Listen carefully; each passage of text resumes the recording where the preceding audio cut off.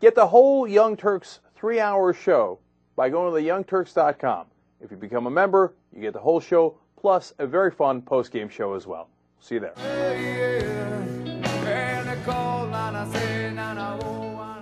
All right, well, the Young Turks show ahead for you guys. JR told me today that the show is too packed. I couldn't agree more. No way we're going to squeeze everything in. It's not conceivable. Guess who's back today? Early, from vacation. Flew straight back from Jamaica to make today's show. Anna is a woman. Anna is a woman. Anna is a woman. And she's back.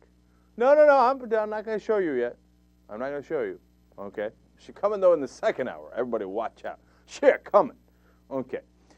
Furthermore, Christy Harvey. Oh, who doesn't love Christy Harvey? Me, Anna, Christy Harvey, all together, third hour. It's crazy. It's mental. You want to know something else that's mental? Next week on the show. The Body. Jesse Ventura. Last week, Howard Dean. This week, Michael Moore. Next week, Jesse Ventura. What are you going to do? I mean, you know, it's almost as if we run a real show here. Almost. All right.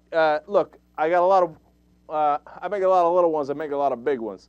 I got some big stories for you guys. Charlie Rangel steps down. I got an interesting story. Eric Massa is going to step down. One of the guys, one of the very, very few guys in Congress who did not take corporate donations.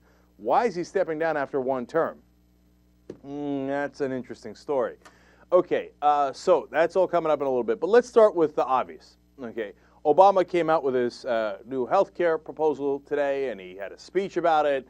JR is going to play some clips for us, and basically he said, okay, time for an up or down vote.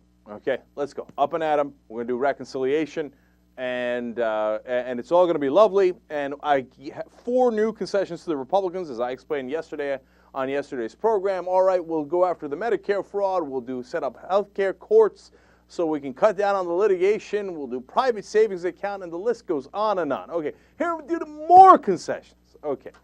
Now, the real question, though, is, did he kick some ass?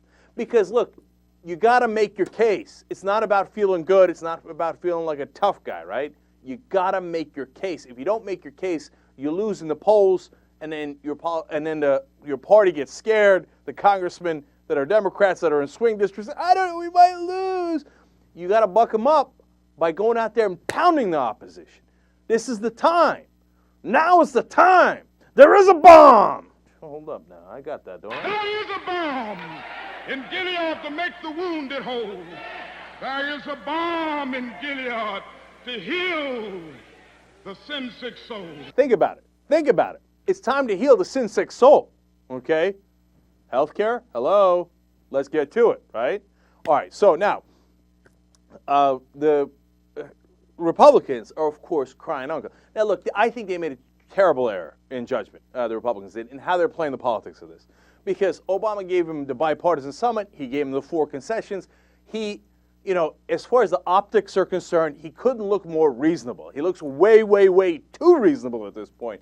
You got to take out the whooping stick, like I said. On the other side of the coin, though, the Republicans are like, oh, you gave us everything we want? No, still no. No, you got to start from scratch. I mean, that looks ridiculous. I don't think even look, if you're a Republican and you want to kill the health care bill, you say, all right, look, that's their way of killing the health care bill and you're behind that. But if you're an independent or anybody else in the country, no one legitimately believes that the Republicans actually want to do health care reform. And they're proving it here. So under any and all circumstances, the answer is always no, right? So that's the issue at hand. Now, the Republicans are crying, why are you grabbing me? Why are you grabbing me? Because they're going to go through reconciliation and get an up or down vote.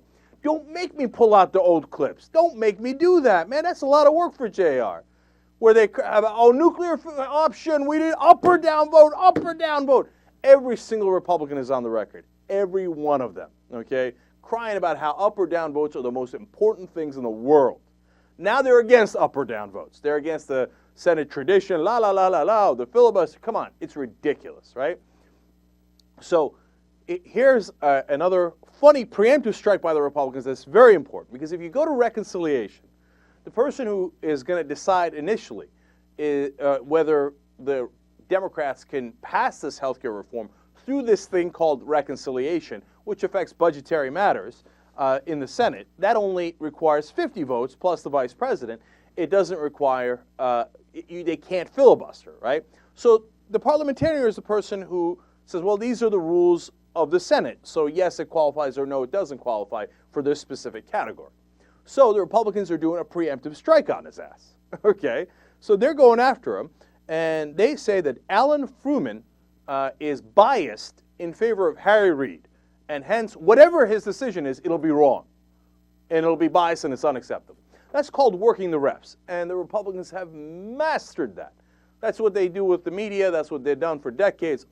You guys are liberal, bias. No. And then the press gets shot, and they're like, okay, you win. How would you like me to write the story? Okay, all right, here's the Republican version of the story. See, I'm not biased, am I?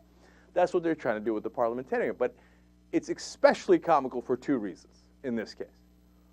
You know who hired Alan? The Republicans. No, but wait. That's fun. It's not nearly as fun as the second fact.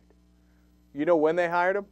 They hired him in 2001 after they fired his predecessor, who said, no, you cannot do the largest tax cuts in history through reconciliation. That predecessor, he actually had an issue with a smaller part of that bill. It wasn't even the tax cuts issue. And Trent Lott and the Republicans at the time, they're like, Robert Dove, parliamentarian, very interesting ruling. Fired. You're fired. Get out of here. And then they brought in this guy, the current one, Alan Fruman, to make the ruling that they wanted.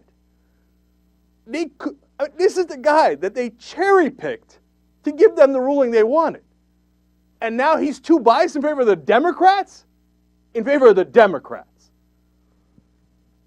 As usual, they are outside all bounds of reason. Now, but this leads to what Michael Moore said on the show yesterday. Look, when the Republicans are in charge, they say, get the out of the way, man. Get out. Step off, man. Step off because I'm coming for you. Tax cuts. We can't, it's getting filibuster. We can't pass it. Who cares? We'll do it through reconciliation. Not a moment's thought. Not, oh, no, we tried for a year and we did a bipartisan summit. Anybody remember any bipartisan summits from the Bush years? I don't remember hearing any of those, right? They didn't go through all that. So, okay, then they go, you got to get just 50 votes. Boom. No concern, right? And then it turns out they can't do it because the parliamentarian says no. And they go, oh, yeah, that's cool. Yeah. Look, here's your contract. You're done here, son. You're gone. Okay, fired. They bring in Donald Trump to say, fired. Okay, go, scat. They bring in the new guy, okay? And then he says, okay, yes, sir. Yeah, of course you can do that through reconciliation. That's how you get things done, not by asking politely, not by asking over and over, not by bipartisan summits. No, you go, you grab a stick, and you say, who's in my way? Proverbially, okay? And that's what the Republicans did, and they got everything they wanted passed, except Social Security privatization. That was the only one out of, like, all of their priorities. They didn't get everything else. Iraq war, yes. Afghanistan war, no problem. Tax cuts, no problem, et cetera, et cetera. By the way, you know what else went through reconciliation? Welfare reform. Now, I'm in favor of welfare reform, okay? But let's think about that for a second, okay?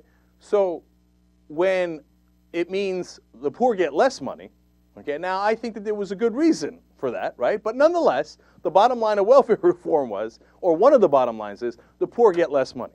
The tax cuts, the rich get more money. Those go through reconciliation without a moment's thought. Everybody's totally fine with that. When it comes to reconciliation to do health care reform for average Americans, oh, we got a problem. We got a problem. No, we can't do that. So the Republicans are at it again, and the Democrats will not grab that whooping stick yet, and they better. And by the way, final thing, parliamentarian, if he votes no, it doesn't really matter. The vice president is the presiding officer of the Senate, so he can overrule the parliamentarian. Do you know who the vice president is now? Oh, right, Joe Biden. He's a Democrat, right? Now, if they were Republicans, they'd be like, overruling the parliamentarian. Who cares? Well, let's do that in a second.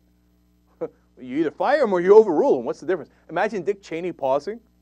Oh, the parliamentarian doesn't agree with me. I'll have to think about that. No. It's time for the steamroller. Let's go. Grab it. Bulldoze their ass. Will they? Okay. So let's go to Obama. Let's see if he's on the warpath. Here he is at the press conference explaining what's going on. Let's go to clip number 1. Go. Now, where both sides say they agree is that the status quo is not working for the American people. Health insurance is becoming more expensive by the day. Families can't afford it. Businesses can't afford it. So you want to pass the federal it government can't afford it. Smaller businesses and individuals who don't get coverage at work are squeezed especially hard. And insurance companies freely ration health care based on who's sick and who's healthy, who can pay and who can't. That's the status quo. That's the system we have right now. Democrats and Republicans agree that this is a serious problem for America. And we agree that if we do nothing, here we go with the agreement again. If we throw up our hands and walk away, it's a problem that will only grow worse. Nobody disputes that. No, look. No, not good enough. I've heard this a million times, dude, a million times. Here's what you need to say instead. But then say, I'm coming for you. I'm coming. Followed up by, I'm coming to your house. I'm coming to your house. Followed up by, you're going to get it. Okay, I still haven't heard any of it. Still reaching out, still with the agreement. This guy is pudding soft, man. You know how soft pudding is? You know, you sink your spoon into it. I mean, it's as soft as it gets, right? He's pudding soft. All right, anyway, clip number 2, maybe he gets better. So the question is, what do we do about it? Yeah, thank you. On one end of the spectrum, there are some who suggested scrapping our system of private insurance and replacing it with a government-run healthcare system. Yeah. And though many other countries have such a system, and it works in America, excellent. It would be neither practical nor realistic. I mean, On the other end of the spectrum, there are those, and this includes most Republicans in Congress, who believe the answer is to loosen regulations on the insurance industry, whether it's state consumer protections or minimum standards for the kind of insurance they can sell. The argument is that that will somehow lower costs. I disagree with that approach. Wow, strong.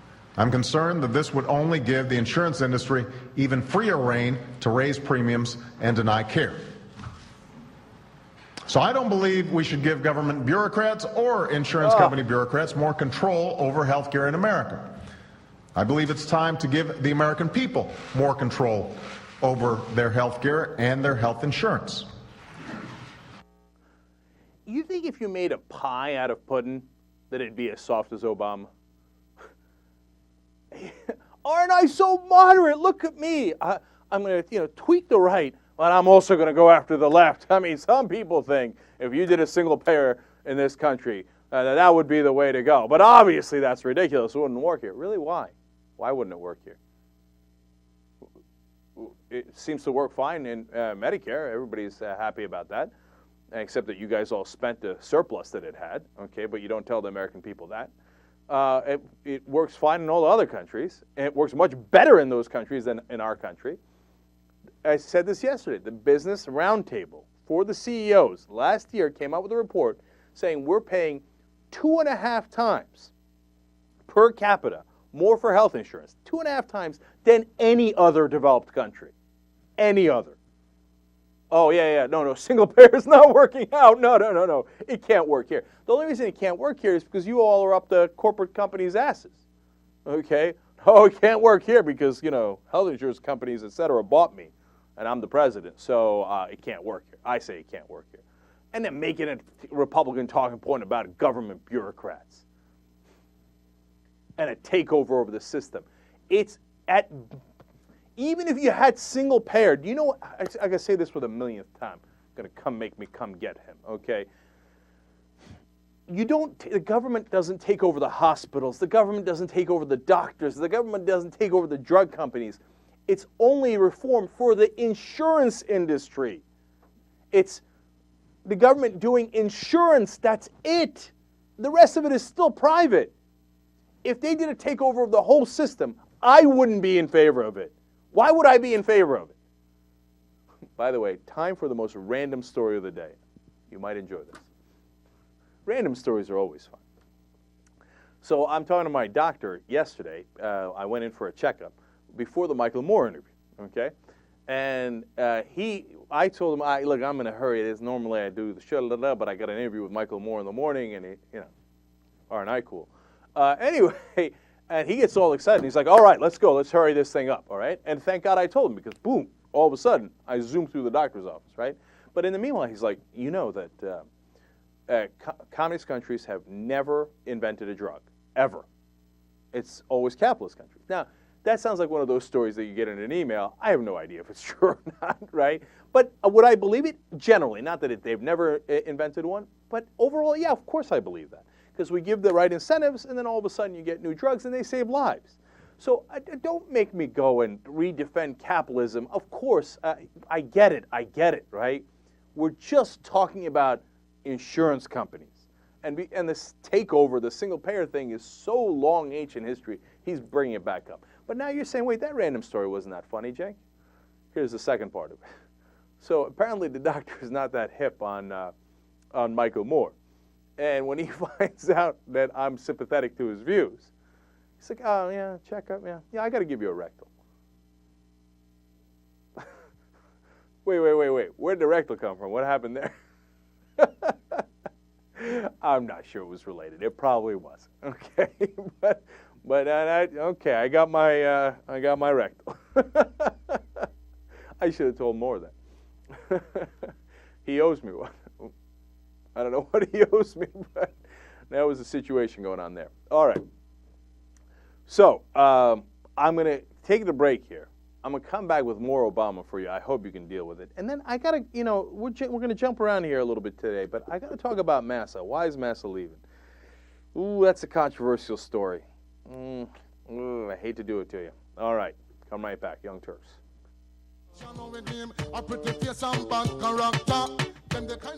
All right. Back on the Young Turks.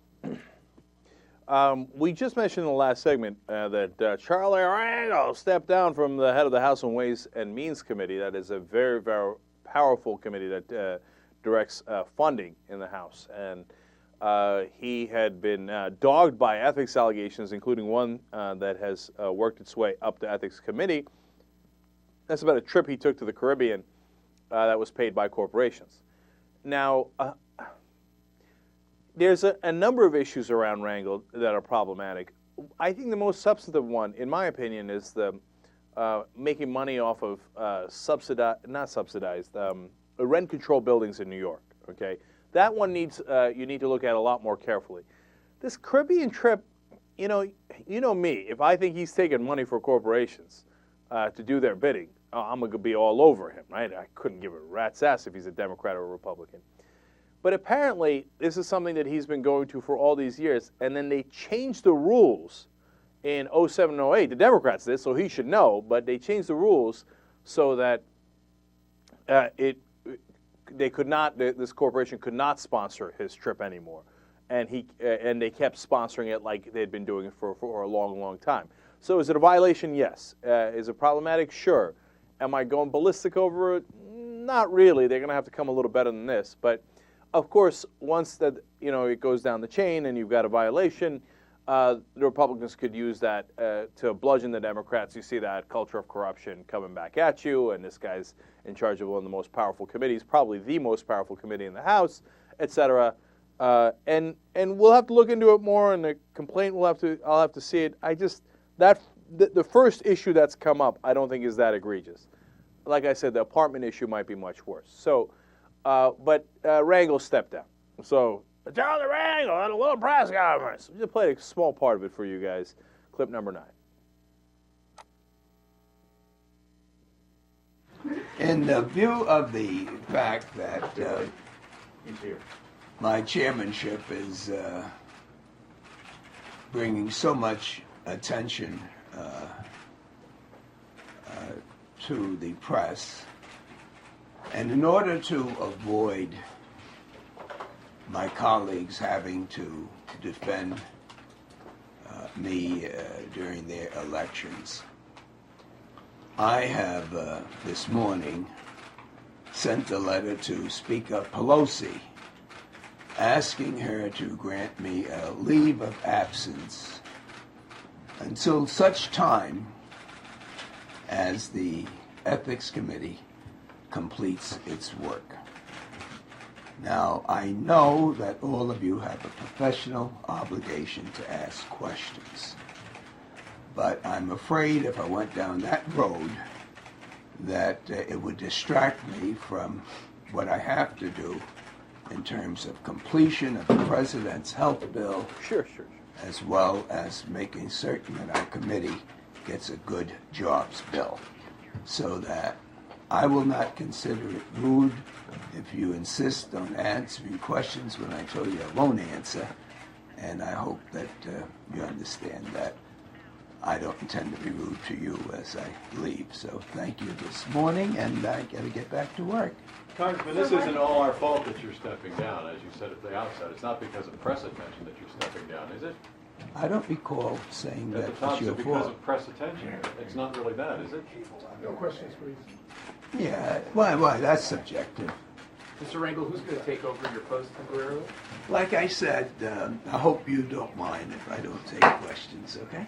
Thank you. I want you to have a great day. Oops. There was a couple of funny parts of that. I'm glad we played that. I want you to have a great day. I'm certainly not.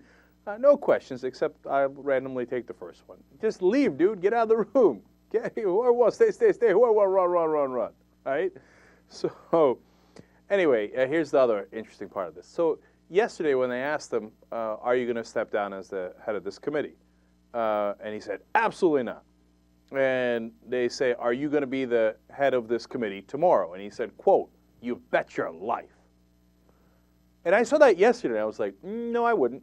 I wouldn't bet my life on that. Okay. Because they already asked Pelosi, and Pelosi was like, he's the head of the committee for now.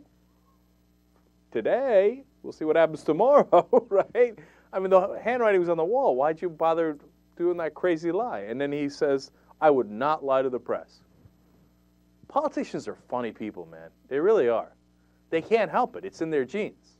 They want to please. They want to lie. They want to, You're going to step down tomorrow. Why you say you bet your life I'm going to not step down? It's crazy. I mean, look, the only two possible explanations are he's a politician, can't help himself. The other thing is, I guess, maybe they had something on him more. Before, you remember Patterson in New York, he's like, hell no, I won't step down. And they're like, all right, here's evidence, Exhibit A. He's like, no, Exhibit B. He's like, maybe. Exhibit C. Okay, I'm gone. Okay. Exhibit D, you want to resign? No. Exhibit E, all right, maybe. Okay, now they got another ethics charge against Patterson. So I don't know if they showed Charlie Rangel Exhibit A, B, and C, and all of a sudden he changed his mind overnight, but that's what happened. But on the upside, Pete Stark, who's a real progressive, is now the head of the Ways and Means Committee in the House, which I almost can't believe, because yesterday as they were talking about who might replace Rangel, they said Pete Stark's up next, seniority, et cetera, and they said, well, but it might not be him. And I was like, of course it's not going to be him, right? They got to get him out of there and put in a guy who's going to play ball, right? But no, hey, look at that. Pete Stark, really the head of that committee, controlling the funding.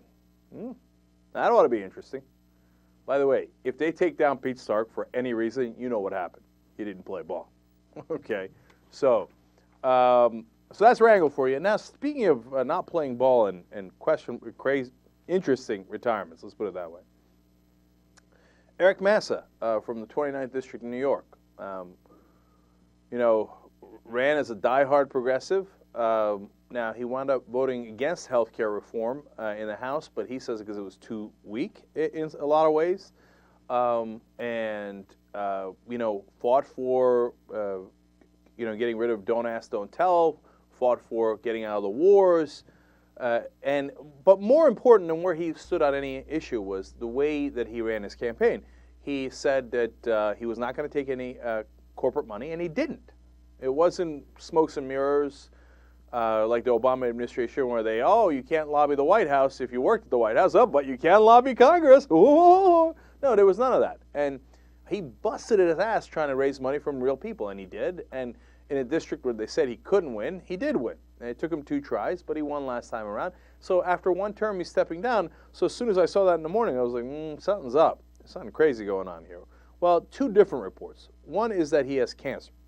And That's, of course, terrible, and we wish him the best of luck in his recovery, etc. And he had recently suffered from non-Hodgkin's lymphoma, and so we will look into that, and our, our best wishes and prayers are with his family, for those of us who pray. There's a second possibility. Politico is reporting that there is a male staffer who is going to accuse him of sexual harassment.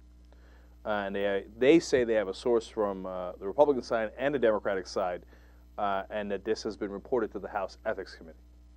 Massa's married, got a couple of kids, it's 20 years in the Navy, etc. Now, the fact that that allegation is being made and leaked does not mean it's true. It also doesn't mean it's untrue. I have no idea, right?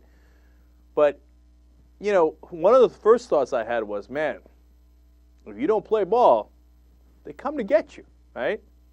So, now, again, I have no idea at all. I don't know his personal life. I don't know if this happened, didn't happen, et cetera, right?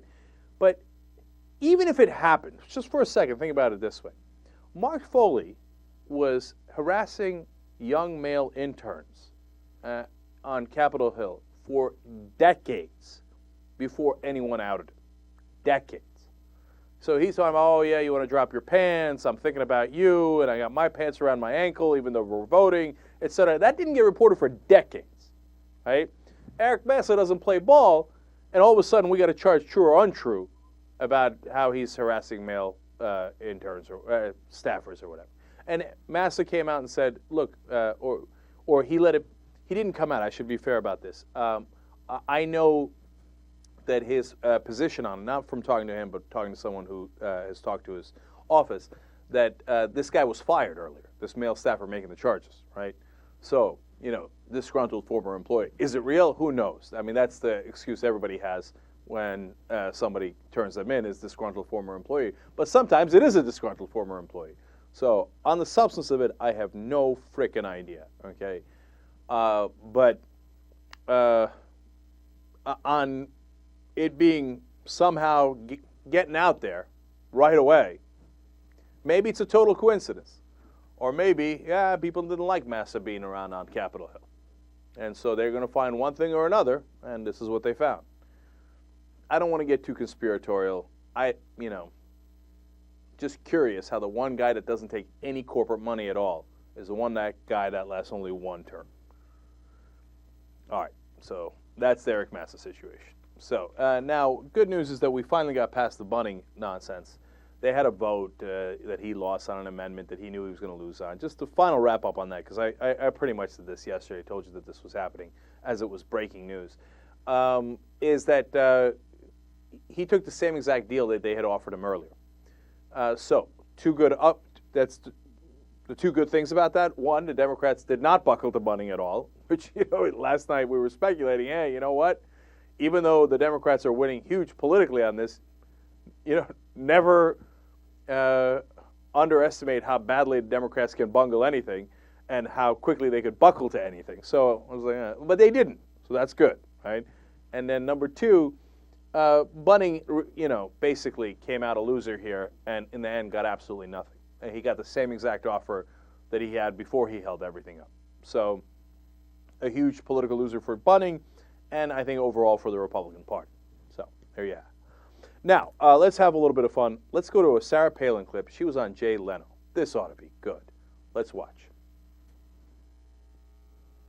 Now, the media has been critical of you. Now you are a member. You have joined the other side. It's kind of full circle for me. Yeah. I had studied journalism, my college degree there in communications, and now I am back there wanting to build some trust back in our media. I think that the mainstream media is quite broken, and I think that there needs to be the fairness, the balance in there. That's why I joined Fox. Okay. Fair and balanced.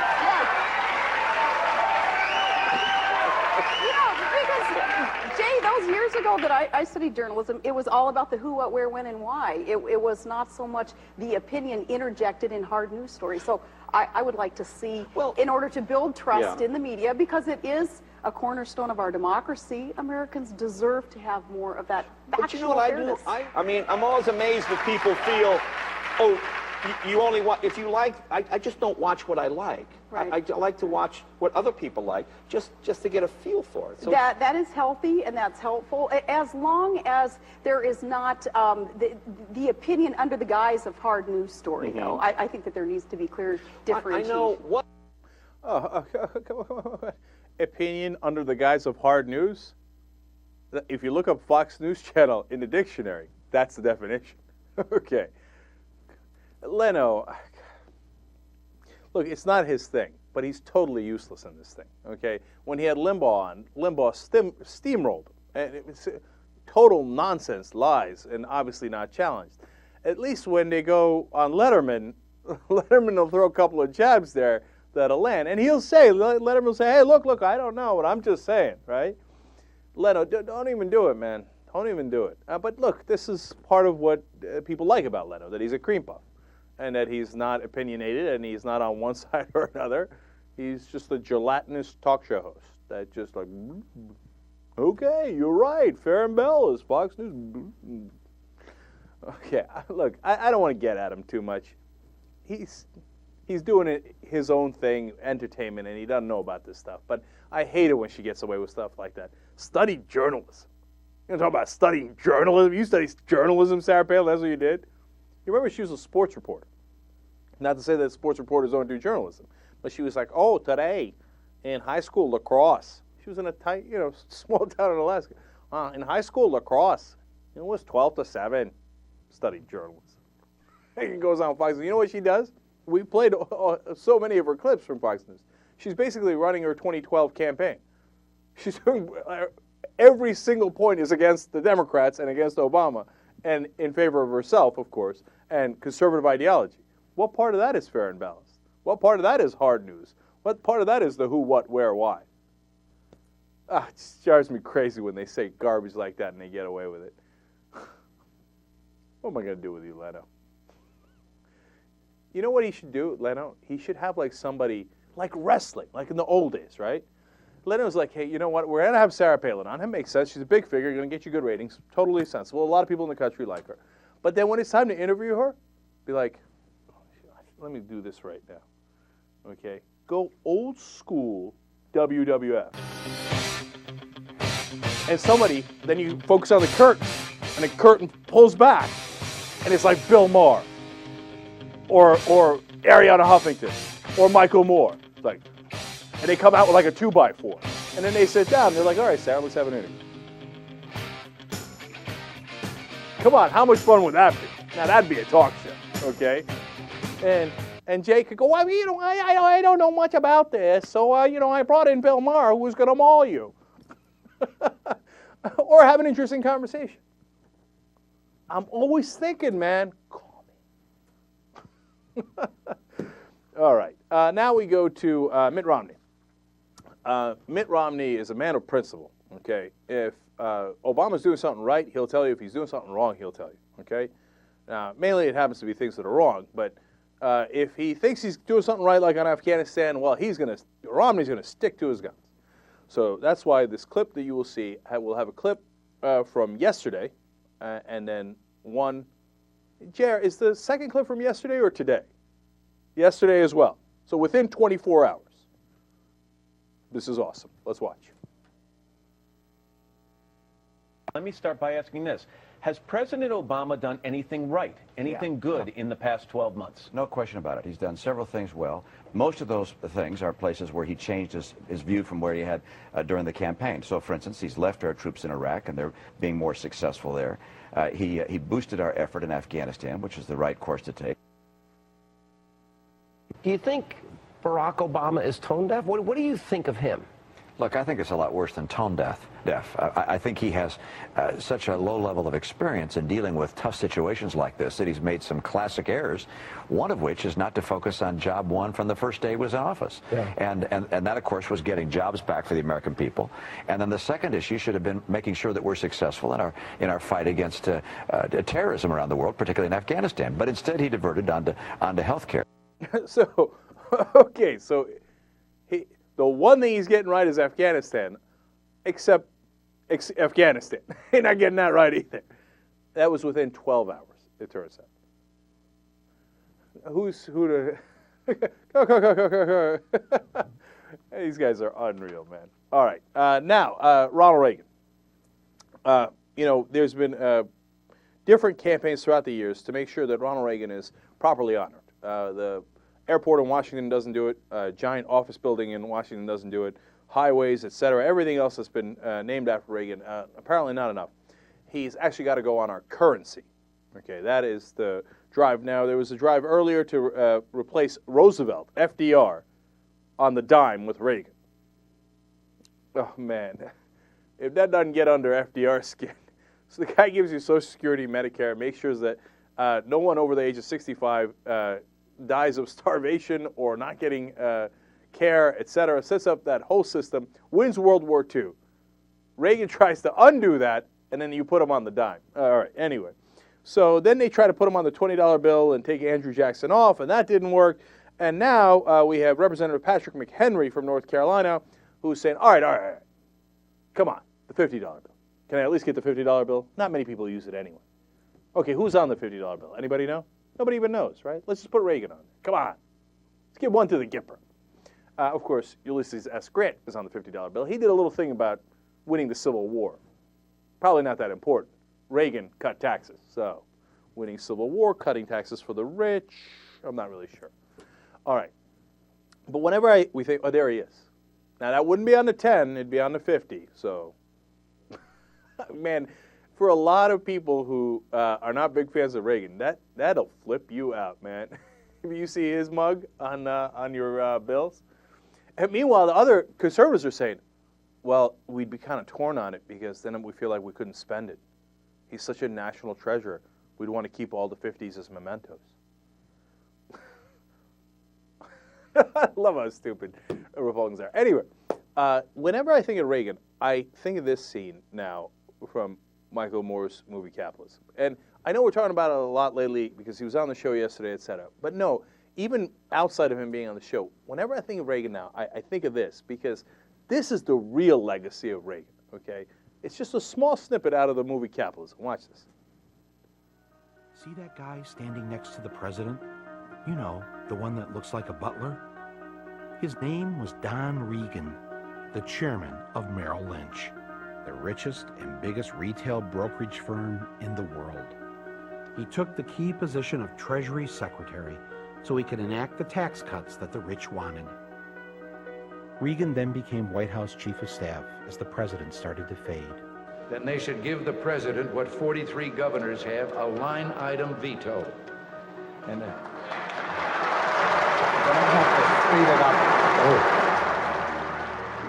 Who tells the president to speed it up? The man from Merrill Lynch, that's who. Things in America would never be the same again. The country would now be run like a corporation. We're going to turn the bull loose. Man, the reason why that sticks in my mind so much is because they got an actor to play the role. I mean, there it is. It's perfect. And the guys on Wall Street come and tell them what to do. And they're like, hey, actor boy, here are your lines. Go read them. Okay? And then they rig the system, as I told you about in the first hour, cut taxes for the richest people in America, so now Warren Buffett pays significantly less in taxes than his secretary does. And at least Warren Buffett's complaining about it. It doesn't make any sense. Those Don Reagan guys, they're the guys behind the curtain. They're the ones who got this actor to play the role. And what drives me crazy about it is these knucklehead conservatives who are like, oh, Reagan was awesome, man! Reagan was the best! Yeah! And I know it because I used to be one of them. That hurts. Okay, Young Turks. We'll be back. Back on the Young Turks. Time to thank some members. I'm going to go with Michael Nemi, member number 560. He's been with us since January 15th of 2008. It's been over 2 years. Michael, you're awesome. And then Panda Bear, member number 1733, Yesenia Hernandez, June 29th of 2009. So, Panda Bear, Michael, you guys are awesome. And, of course, members get the whole 3-hour show and all the other shows we're doing. What the Flake, Sam Cedar show when he's on. He won't be on this week, but hopefully next week Sam's coming back. And you get the post-game show. Today we're going to have a post-game show. Jon Stewart apparently ripped Bill O'Reilly apart. We will share that with you in the post-game. Now, you're not going to believe this. There's breaking news on Sarah Palin. Christy?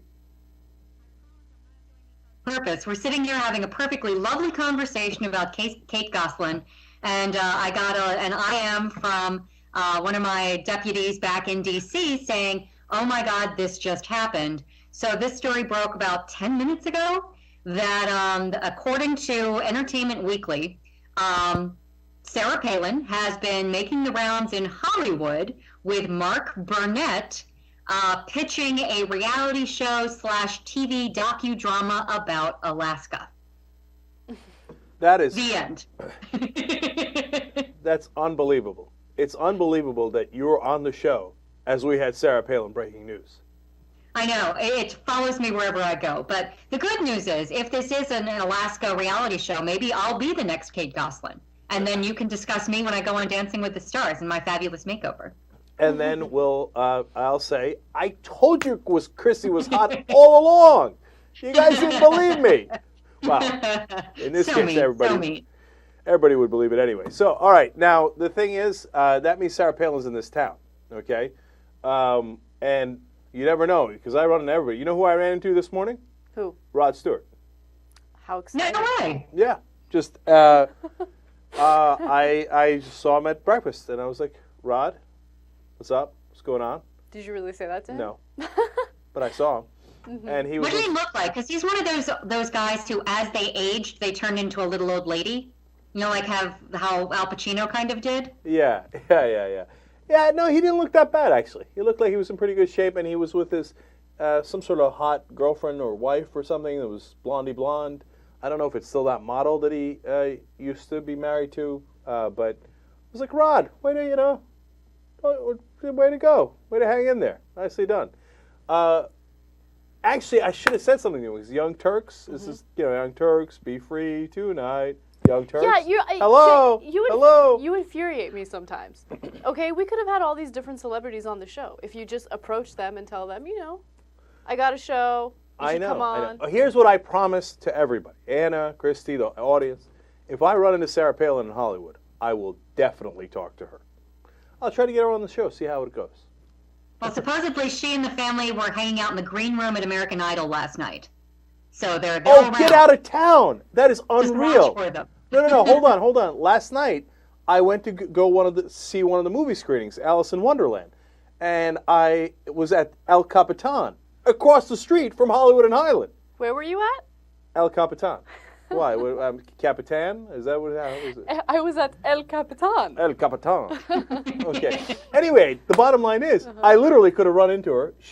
And I parked at Hollywood and Highland, where she was apparently last night. Mm-hmm. Oh, come on. That would have been awesome. You've got your homework. You've got your homework for tonight. You must stalk her down. I'm going back. I'm coming for it. All right. Now, let's do the best story we have here. Desiree Jennings is a woman who said that she had a terrible reaction to the flu shot. Inside Edition covered that story earlier.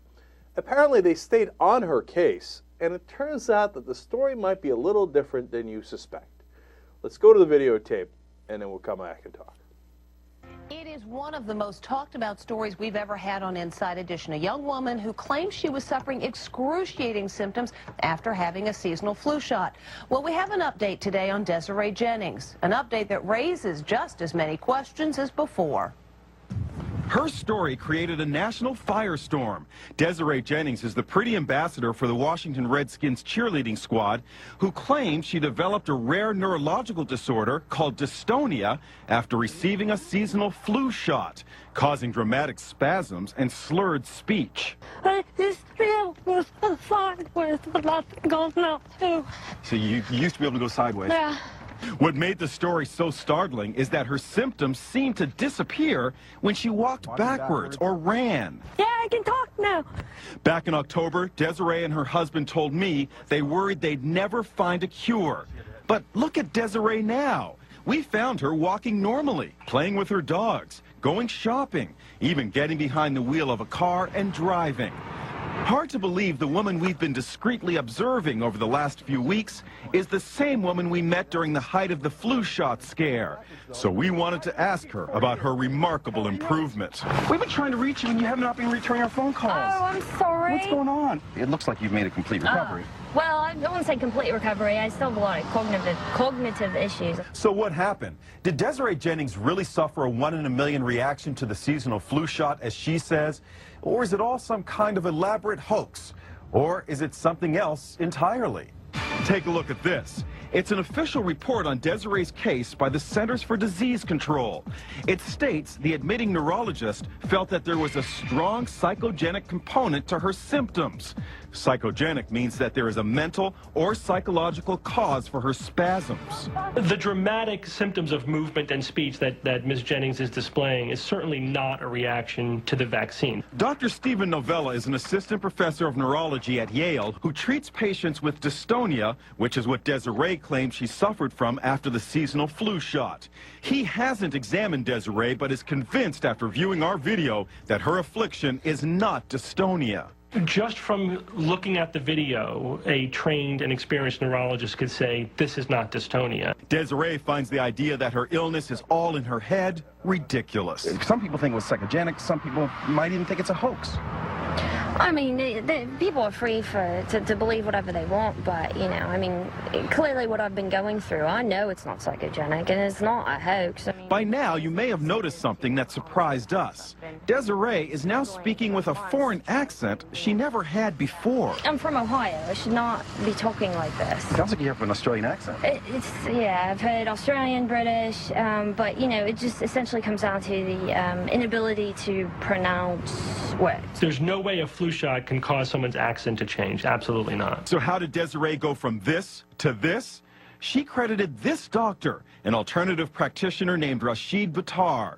He claims he reversed many of her symptoms in less than 48 hours using controversial therapies, including a hyperbaric chamber and intravenous injections of nutrients and synthetic amino acids. She is well on her way to being fully recovered. But Buttar has come under fire for his practices. The North Carolina Medical Board claims he engaged in unprofessional conduct for charging cancer patients exorbitant fees for unproven and ineffective treatments. Some of the very same treatments Desiree received. He denies any wrongdoing. Are you concerned that your case has generated so much interest, and in particular, it has politicized the whole issue of vaccines?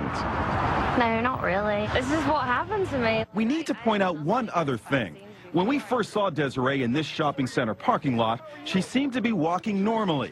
But as she left to get into her car, she was walking sideways. She says it was because of the dystonia. All right, don't catch me driving because I don't think I'm supposed to be driving. No. This story is awesome. Awesome. Okay. No, the Australian accent just put it way over the top. I love that. Dystonia. By the way, the reporter, they did a great job in this story. You got to give them credit, right? They did, especially for following up. Yeah, absolutely. But at the same time, you can go a little harder. Mm-hmm. Okay, she's obviously faking it. Some say it might be psychogenic, or it might be a hoax. But come on, we got you on tape walking. What is it? Australian accent? Right. Australian accent. Which she describes as the inability to pronounce words. And it wasn't just Australia, though. She slipped into a little bit of Cockney there at one point and dropped the H. She went full, Liza Doolittle kind of thing, and she went a little bit posh British at one point. But the good news is, now we know what's wrong with Madonna and Gwyneth Paltrow. They must have dystonia. You know, Christy, that is a very good point. Oh, no, I believe I have got dystonia.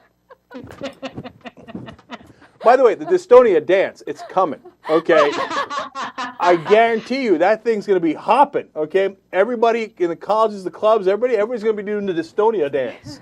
And you got to give her credit. I mean, she was inventive. The part I loved is in the beginning when she's like, watch this, I'm going to fuck with him. Okay, but when I walk backwards, it's fine. Or when I run. Or when I run, look, now I no longer have the thing. Oh, come on. Now, the problem is there's a serious issue here, which is that people got scared. I remember people talking about this story. Yes. People got scared from doing the flu shots and weren't doing flu shots, and then some people get sick, et cetera, because they didn't do one because of this crazy-ass supposed dystonia chick, right? I mean, I don't care about dystonia or utopia or Kablakistan, okay? But we can't have this.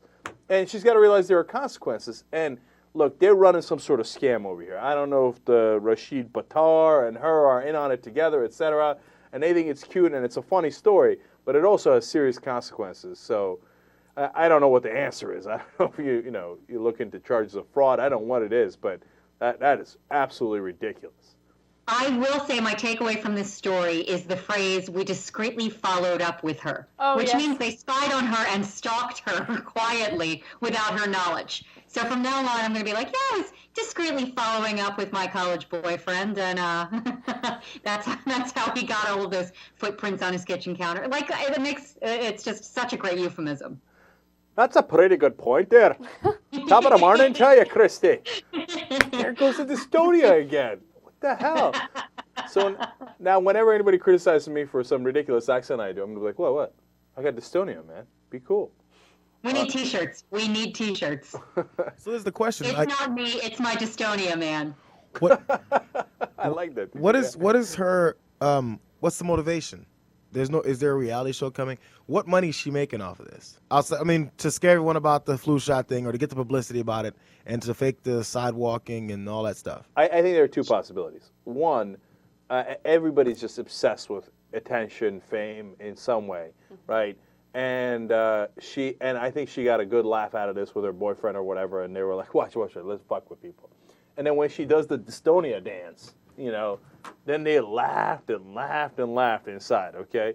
That's possibility number one. Possibility number two, which is not necessarily separate, is they worked with Rashid Buttar, and they're like, okay, we'll do the thing, and then you'll cure me, and then I'll only have an Australian accent, but I'll be able to walk forward. Right. Okay, so, and then there's some money involved in that hoax. I mean, Chrissy, what do you think? Is it both? Is it one or the other? I don't think it has to be either. I think there are some people out there who don't need to pretend to be crazy for money or for fame. They just do it for the attention of the people around them. I mean, we all know those girls in college or even after who would just act wacky just to see what people would say or to get that attention, quite frankly. And so maybe she's just some messed up chick who started doing this and realized it made people pay attention to her. By the way, what she's doing is terrible, okay? Faking this is terrible, and it definitely scared people, including myself, when it came to the flu vaccine. But you got to give her props at the way she fooled people.